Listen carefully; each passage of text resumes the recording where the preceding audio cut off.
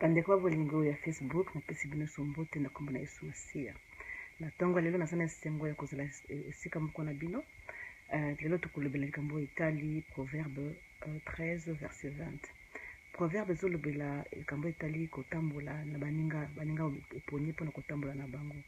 Soki olingi kozwa mayele kozala na bwanya to pe kokoma na esika moko oyo olingi esengeli opona baninga ya lolenge oyo bakomema yo na nzela wana.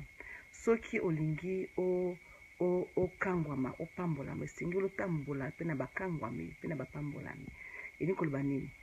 Ntango omoni na nzela na yo oza na baninga oyo bapesaka yo bakonseil ya malamu te, ntango mosusu bomimaka na bango bokomi kuna bomili masanga bolangwe to mpe bozokende koluka basi alors que yo mokristo oyebi ke ezali lisumu, esengeli kotika baninga ya bongo na ndenge ya mabe te, me na ndenge ya koluka bomoi na yo ekende na liboso po ete ya solo kozwa mwasi ya malamu eza malamu, me elobi te kozala na basi me mwasi. Soki baninga bazomema bazela ya basi ebele ifo tika yango, to mpe bazomema nzela ya mibali ebele ifo tika po osengeli kozala yo mwasi na mobali mpe moko mpo na bokende liboso.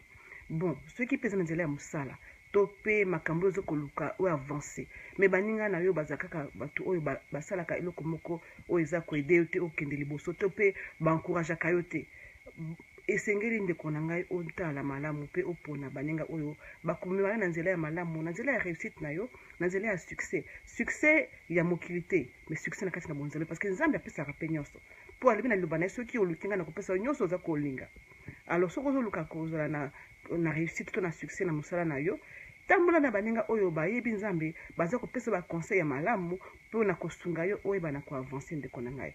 Yango wana baninga na biso toza koponda pembeni na biso, esengeli topona bango mpenza na keba po ete bazeli na motuya na miso na biso mpe na miso na nzambe oyo aza kotambusa biso.